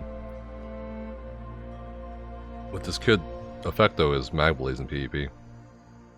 So there's that too. Yeah. Negative. I wouldn't know. Yeah, I wouldn't know because I don't PvP. I didn't PvP. Well, Magblades are kind of in the same spot as Stam DKs in PvP, and they're pretty bad. They're worse than Stam DKs, actually. Oh, no. In PvP. The only reason why I said Stam DK was bad overall is because they sucked in both PvP and PvE. Like Stam DK was already bad, so I guess, like, geez, that must be terrible. Yeah, but only for PvE. Obviously, Magblade in PvE is, like, fucking OP. Still. Yeah. Or Magblade Bombers are still application. Stam DK, it's like, well, only so much you can do. Path of Darkness, Twisting Path. This ability's damage now scales dynamically with the highest of your offensive stats. That's a buff for PvE Magblade DPS. Okay. Yeah, and Stam Blades too. You can actually use Twisting as a Stam Nightblade. Oh, true. It's extra dot for you. True. And Cleave. Oh, damn. Okay. Sorcerer, Storm Calling. Lightning Splash. Fixed an issue where the base ability was ending too soon and missing an extra tick of damage. The base ability? What about Liquid Lightning? No, you don't get anything for Liquid Lightning. What? This is a base form. Or base ability. Okay. Templar. Adric's Spear. Spear Shards fix an issue. Okay. Where they were missing an extra tick of damage. Backlash. Now visible to caster enemies rather than anyone. Oh, okay. Restoring Light. Increases scaling coefficients on this ability and morphs by approximately 17%, since they tick 6 times instead of 7 after the change from update 30. Warden. Just a fix. Vampire. Mistform. What? This ability and morphs damage reduction now only works against player attacks rather than any Suck attack. it, tanks! You can't use Mistform no more! What you guys say, man? to prevent it from invalidating? Invalidating? What do you mean?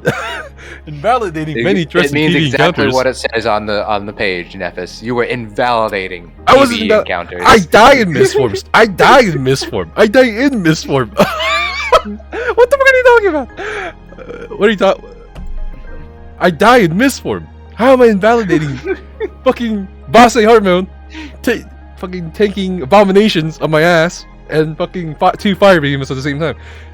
I'm dying. Hello? What the fuck? Well, now you can't do it anymore. You gotta get good. But Gotta get good this game. But they didn't change the ad damage, the ad dot damage in the patch notes. It's not like Death's Touch is like you just gotta stack health now. Get that plague doctors back out of your closet. No, because those scale off of your health. I think. Oh, then you get using a light armor tank then. Oh my god, bruh. Invalidating. That is just a stupid change. Oh, Jesus Christ. It's so dumb. I'm sorry. This ability has been growing popularity as a one-size-fits-all problem solver to many challenges in PvE area that attempt to push the player to adjust their strategies, leading to many situations that trivialize difficulty and force the ideas that players must be a main part of the content. Maybe I like have so many issues with this statement. Yeah. Like maybe like a while ago, but not now. Definitely not now. I hate this statement. Enforce the idea that players must be a vampire to the content. That's because that's like the only consistent way you can do the content. What the heck? Rich says, did you not see the Rockgrove changes? We did, but the Rockgrove changes didn't affect like the dots from the other ads. Like Bemis and Abominations. I still die in Mistform to those ads. Or to the Fire Beam specifically. Like Death's Touch was nerfed, but the other dots that are much more serious at times than the Death's Touch is actually like still there. So also like come on, invalidating. I don't know about that one. Like yeah, I have issue with the invalidating part. Yeah, like it didn't make it invalidate. Like it didn't invalidate stuff. It definitely made it easier, but you still had to like taunt. Do mechanics, yeah. I mean, do mechanics. You can't. The problem with Rockgrove I have is it forces you to go into Mistform, and if you don't taunt before you're fucked. It's over. Like you have like. This is just assuming that you Mistform and you're done. You're done the fight. Well, you got to taunt. You got to still cleanse. I don't know. It's fucking whatever. Whatever. Anyway, moving forward, we're restricting the damage reduction to PvP to help stave off damage as you retreat. I don't know, whatever. Champion points. You still good on time? Or you gotta go soon? I got like 5 minutes. Alright, Pain's Refuge. This star now reduces... We did content without it before. Without Mistform, we'll be fine without it. Have you done Rockgrove, Hartman? No. Let me ask. Have you done Rockgrove Hartman as a tank? I mean, he's not wrong. They, back before they made the vamp changes, you were a vamp mainly for the regen buffs, and you didn't really use Mistform. It definitely made things easier. Like I remember back in Mayflower, we tried Mistform out when we were progging VAS +2. But like I don't think it necessarily invalidated that because he still it's still a lot of damage, at least back when AS was the current content. Right. Well, I'm only concerned with Rockgrove because that's the only content where you need Mistform. Yeah. From the sound of it, it seems like you need it based on the way you described it. So unless they end up changing the patch notes to make it more clear that it is that dot you were talking about that got nerfed, I don't know. Yeah, I don't know. It's a shit. Like I don't know what's gonna happen because they need to touch the other aspects of the fight too. If they want to take away Mistform like this, but also give this shitty reasoning, then I mean they need to change the fight a bit more. But anyway, Pain's Refuge. This star now reduces your damage taken by 2% for every 2 negative effects on you, rather than 1% per negative effect, while the cat remains at 20%. So it doesn't activate at one negative effect. It has to activate at 2 negative effects. Okay, that's cool. Shield Master, okay. Cutting defense. Damage from this node can now proc weapon enchantments or poisons in efforts to help make it more enticing for tanks who want to trigger these effects more reliably without dropping block. Okay. Yeah, I have no idea what these nodes are, so... It's like you have to equip these nodes from the, right. Imagine CP 1.0, but you have to equip them. But you only have a limit of 4 equipables per tree, per blue, one blue, one set of blue slottables for 4, 1 for red, and 1 for green. But yeah, that's it. Oh. Let's see. I mean, there's more issues. The following rules will now be followed with item sets when applicable and has been applied to all existing sets. Sets that grant weapon or spell damage now grant both. Sets that grant physical or spell penetration now grant both. Sets that grant weapon or spell critical rating now grant both. Alright. So, yeah, I think I told you this earlier, right? Yeah, the move to single stats, yeah. And the huge thing here, item sets that scale off of weapon damage, spell damage, max magic, and max stamina can now gain critically strike. Oh no! Crit proc. I love how that's your first reaction. Oh no! Oh no! What was it back in? It was fuck, was it Scory? Yeah.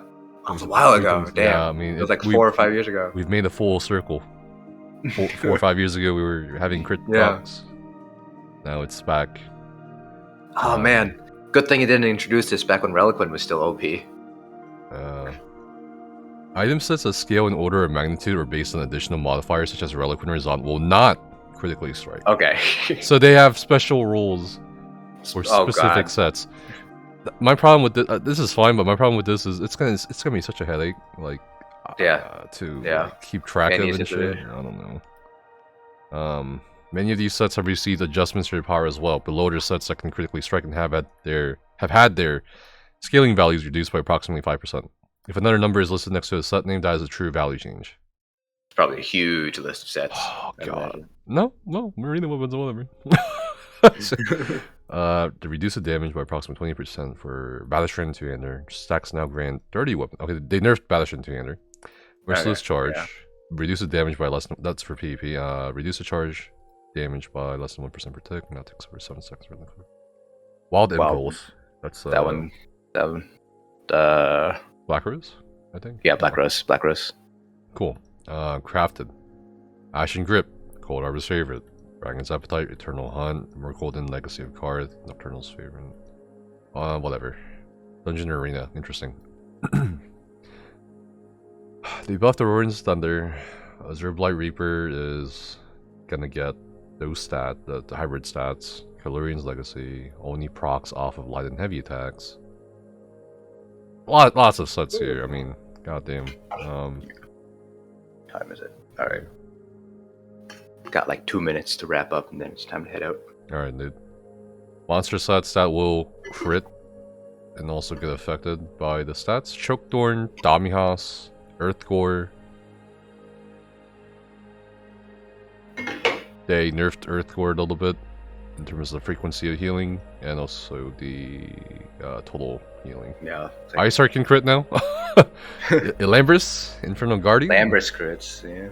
Kjolnir's Nightmare, Krags, Maud Inferno. They buffed Maud Inferno. Orionith. Oh, Celine can crit. That's gonna hurt. Jesus. Okay, Spawn of Mephala, Silistrix, Storm Fist, Stone Husk, Falcon Scoria. You're talking about Veladreth. What? Reduce the damage by approximately 20%. What? Probably because there's 3 orbs or whatever. Right, but also they did buff it recently. Like the orbs don't dissipate anymore. They keep traveling through. So maybe this was fair, I guess. But yeah. I don't know. Alright. Overland? Lots of Overland sets. Yeah, probably lots of Overland. This one. Oh, no, not that many. PvP. Ice Skin and Venom. Vicious Death? What? What?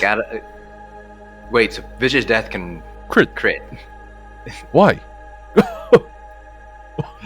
Why? gonna be. Get ready for them bomb groups, Nephis. Get ready for that Nightblade bombs. No. No, no, no. No, no, no, no, no, no, no, no, no, no. Maybe I missed something here. I mean, they said the power got nerfed by 5%, so it's a little bit weaker, but it can still crit. Below are the sets that can critically strike. Oh my god. They buffed the scaling too recently. Have fun with those bombers. Jesus. Destructive Mage, Poison Serpent. Roar of Alkosh crit. Roar of Alkosh. Oh! There we go. Tank buff right there. Oh my god. Let's see. Oh, interesting thing before you go. I think you have to go soon. Items sets that deal burst of damage in 4 seconds or less and have a 1 second window after proccing that to prevent similar item sets from activating. Huh. It's mostly for PvP. Like you don't get like that, 3 proc sets fire off in 1 second. Yeah, that makes sense. Oh wait, that charge one I see at the bottom increased potency to 480. 480%. What the fuck? That's a huge. That's a huge buff. Jeez. That's huge. Yeah. More competitive with other traits. I mean, okay, I could maybe, but still. What's the math? What's the math? Quick math before you go. 40 is huge. What is charge? The charges increases status effect chance, right? Yeah, that's pretty much guarantees. You can pretty much guarantee a status effect proc with 480%. It's very easily. I'm just thinking with Destro Staff, if you still have that 100%, you buff it up by it's up to 580%, assuming it's additive, right? So let's say you have a base 20% chance to proc on an enchant, right? So would it be what? 0.2 times 5.8? We're already over 100%. So if you have a charged staff at all on a Destro Staff, you're gonna get that enchant. You're gonna get that status proc, guaranteed. Current is trait, yeah. Yeah. So interesting. So, okay.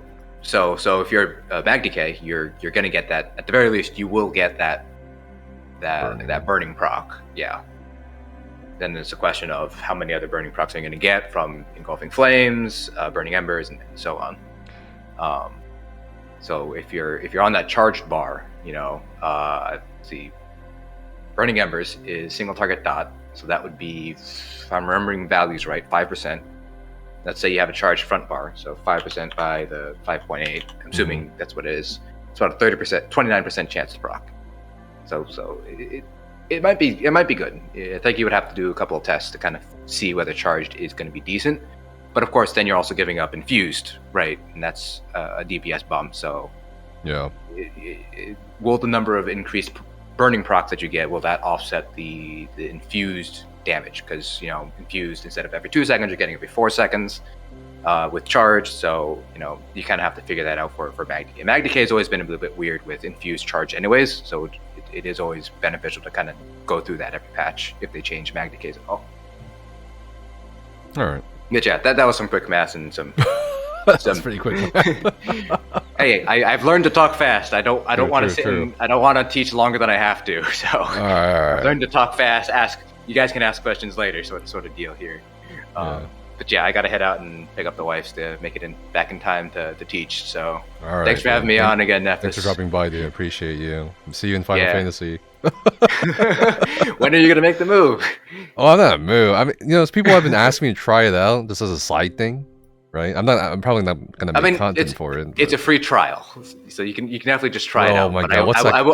I will warn you though that the early stages up until like around level 30 to 40, it's slow because you don't have all of your abilities. The game doesn't really start to pick up until around 50 to 60. So before you, but it is yeah. No, go on. It is what? No, it's a free trial, so you can try out the base game and Heavensward. Yeah, so first DLC and base game, as long as you don't pay for the sub, it's free trial. Okay. So. Before you go, did you know that the critically acclaimed MMORPG Final Fantasy XIV has a free trial agent? Oh god! Includes the entirety of Realm Reborn and the award-winning Heavensward expansion up to level 60 with no restrictions on playtime. That's what I was supposed to say. Sign up and enjoy Erzia today. That meme will never die. Anyway, all right. Yeah, see you in a bit, man. Yep. Nice. Oh my God. Nice talking with you, Nephis. Yeah, man. See you later. See ya. Have fun. Alright, well, now that Asian is gone, that was a lovely guest appearance. I know a lot of people in the ESO community have missed him. As you said at the beginning, he's not really gonna play ESO at the moment, but who knows, maybe in the future. Anyway, let's move on with just me. Yep, just boring old me. Ability altering weapons. Chaotic Whirlwind. They reworked the set and now grants a stack of Chaotic Whirlwind for 5 seconds after casting Whirlwind, 25% movement speed per stack. And increases. This is the VAS one, right? And increases your weapon and spell damage by 6 for every 1% bonus movement increase. Up to a cap of 450.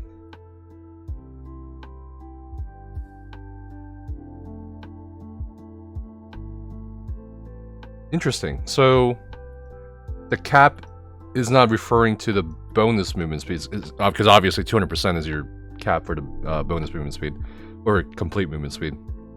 The cap is referring to the weapon and spell damage you get. So you can get up to 450 weapon and spell damage. So let's divide that real quick.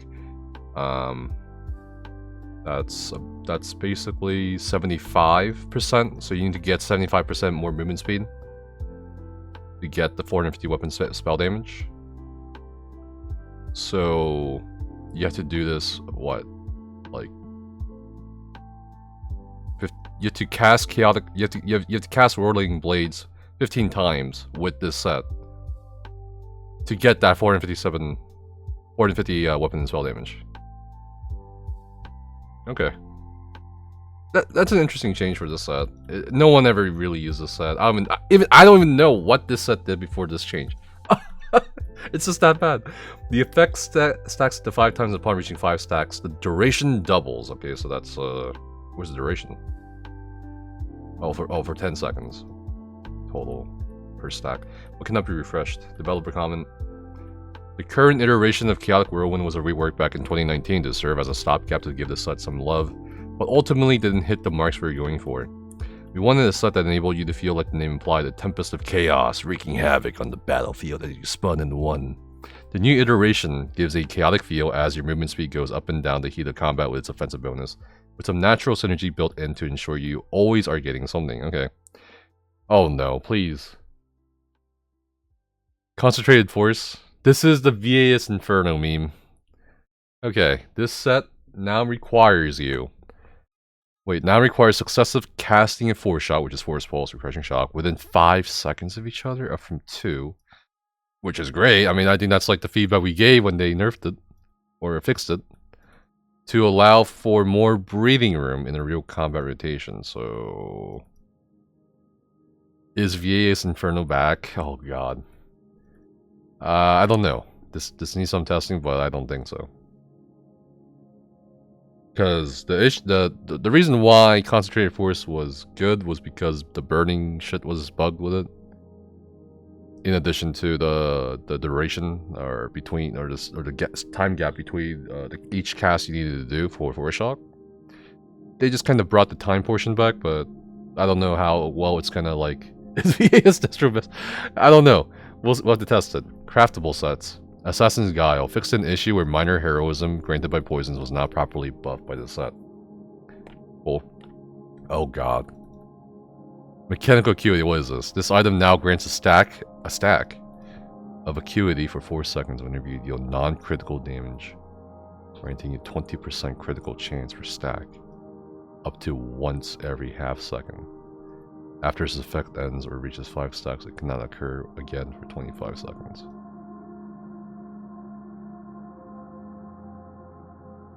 It's dead. It's so dead. Yeah, they killed it. What the? Get out of here. What the? Who are you?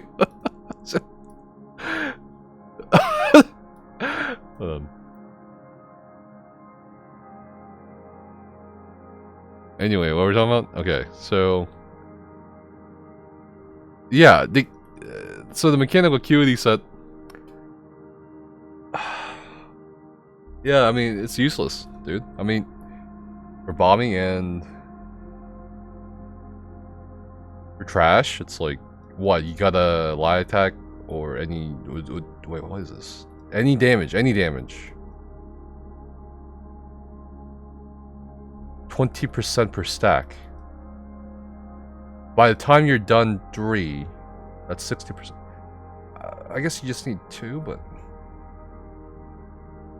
2 once every. I don't know, dude. What the fuck is this? This change was done to help tone down the burst enabling nature of the set, where it significantly increased your kill potential with no real drawback. So yeah, I mean, this change was based more so on PvP than PvE. PvE, it's very situational, where you used mechanical acuity, obviously, for trash. There were some applications for very specific boss fights for mechanical acuity for damage dealers. But outside of specific classes and specific boss fights, it's a trash set. It's a dogshit set to use for parsing. But for PvP, it's definitely strong, especially for bombers or gankers, right? But I don't know. I don't know if anyone's gonna really use it. I don't know. Maybe it could be like a. Maybe it could be a brawler build or some shit. I don't know. Like, cause I don't know. It'll be interesting to see if anyone's gonna use it. Way of the Arena. The 5-piece bonus from this set now grants up to 165 weapon and spell damage. The fuck is... I don't even know Way of the Arena. I'm not even gonna lie. I barely remember these sets.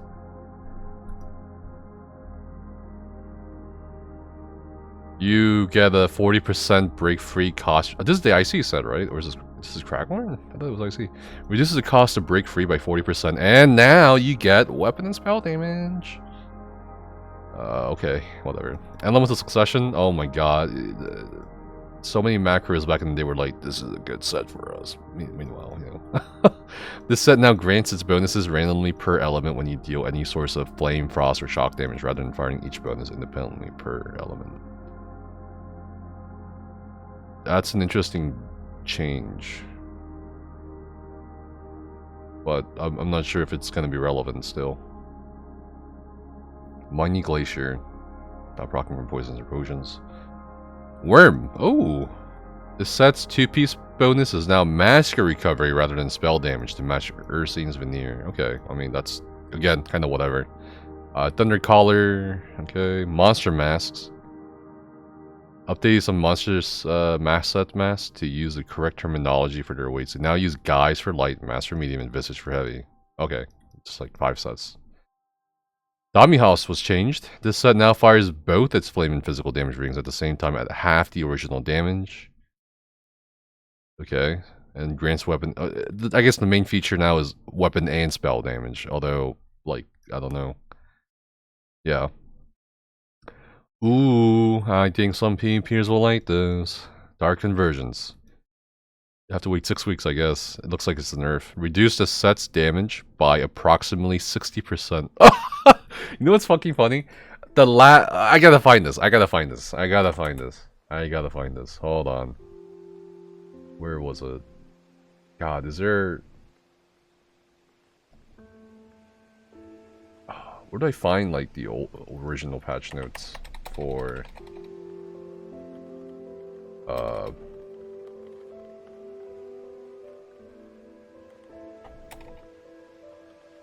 version, I'd say 7.1.5, if I remember correctly.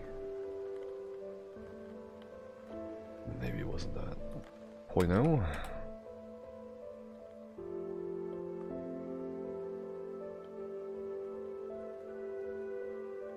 You know you play too much ESO when you remember the goddamn numbers for the patch notes. Yeah, here we go. So there was a change to Dark Convergence in the last week of the patch notes, so it's gonna be... I thought it was version 7.1.5. Version 7.1.4? I guess it's the first week, so that would be 5. Okay, perfect.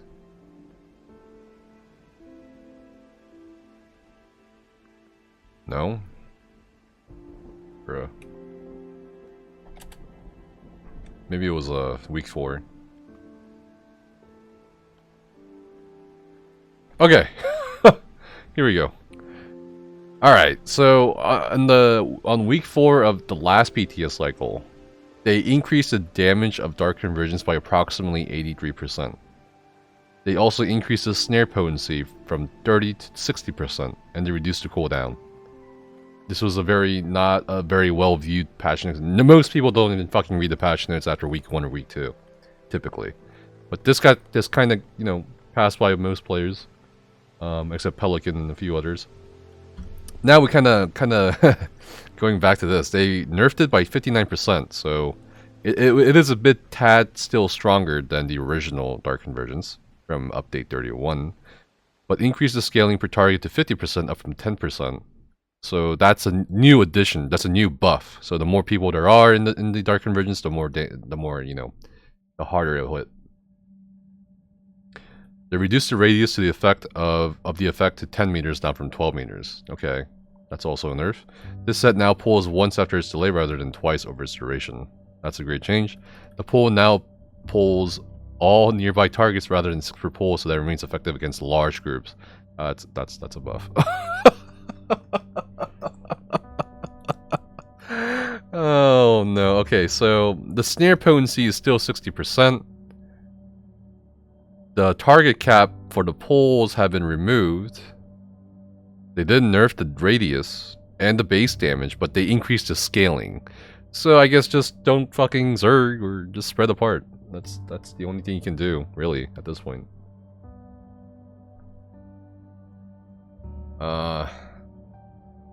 Due to the large delay of the set, we're seeing a lot of situations where players can easily walk out of it without investing in the roll dodge or ability to escape. What? Making the reward of damage feel relatively lackluster when it does work. What? What is this saying? We've decided to up the snare potency to improve the risk of not immediately trying to flee and increase the payout to ensure those who don't respect the void are sent to it. What? Does this make sense to anyone here? Am I fucking crazy? Am I crazy? Like, I feel like I'm going fucking crazy. What's going on, dude? Am I like, did I just suddenly lose the ability to comprehend English? The fuck is say? What are they saying? Easily walk out of it without investing in the roll dodge? Oh my god, okay. I'm reading the old fashioned. Jesus Christ. I was like, what the fuck? Jesus. I was like, I was gonna blow a fucking gasket, dude. Alright, this set is currently seeing a lot of success. Okay, well, there you go. Fucking, I'm gonna get rid of this real quick. Okay, the set is currently seeing a lot of success. Very different, stark contrast to the original post. Of killing large groups and players who don't respect the AoE. Cool.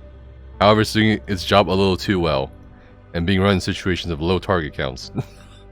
I don't understand. I don't understand why this happens every time, dude. I don't understand why this happens.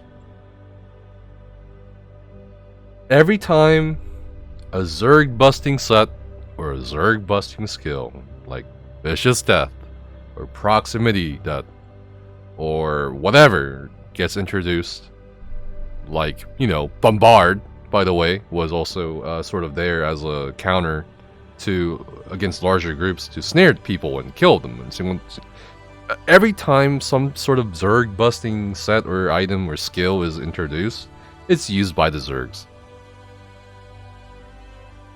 So I don't know, like why it's just repeating the past over and over. Of course people are gonna run it. Of course people are gonna run. Of course there's gonna be entire Zergs of people running the newest sets. Like, I don't understand, dude. I don't know. Reining in the damage a bit so it's less effective against small player counts. I guess, sure. The radius to better match the visual effects on the pole to reduce situations being yo-yoed around. That's fine. Personally, I want to see like something about Hrothgar's Chill. I think that was part of the incremental patch, not next patch, right? Alright. Deadly Strikes reduced the set's damage done bonus to overtime and channel abilities to 15%, down from 18%. Why? Why is that? That's weird. Is it because of the hybridization?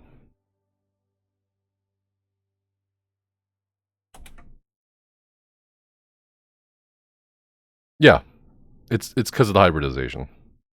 Yeah, because it's gonna get spell damage, 2 cancel spell damage, and a count the spell critical.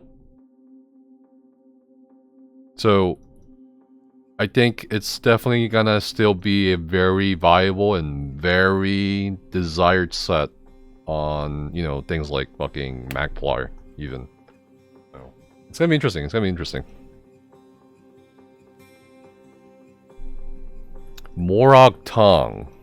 Fixed an issue where this set did not proc off some attacks, such as Acid Spray. Okay.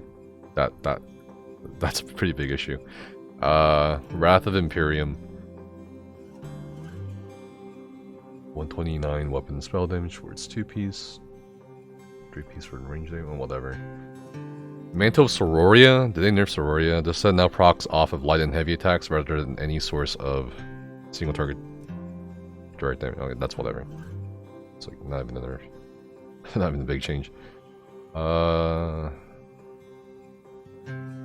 Yeah, dungeons and group content. You'll now utilize joining encounter in progress to travel to a dungeon boss when it is engaged by the group.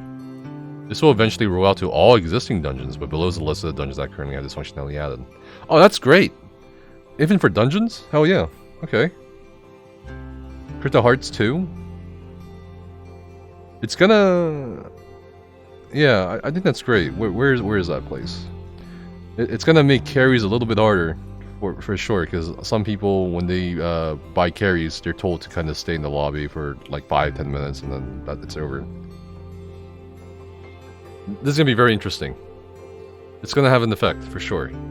Not in the way we were thinking for like gameplay, but in terms of like the economic side of things, right? Crypto Hearts, Fulminating Void no longer affects player pets. Sanctum Ophidia. Reduce the damage and radius of the Poison Blast ability, which is triggering character's eyes. Well, okay, well they nerfed the thing, so I think that's okay.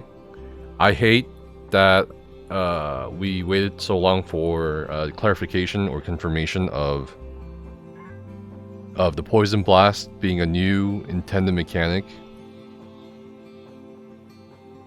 Or at least the extent to which it was so damaging. So many people thought. I mean, it's like, I don't know. I wish they would just at least, even if it's old content, just put it in the patch notes. Just put it in the patch notes. Possessed Manticore. Player character designed to lava in the Serpent's Image Pocket will now be immediately teleported back to the fight pit. That's whatever. Help files. Okay. Anniversary Jubilee. White Strikes Mayhem. Fix. Okay, Heavy Sucks. Now drop potency runes at all levels and passive ranks. Based on either your current character level or crafting rank. Okay.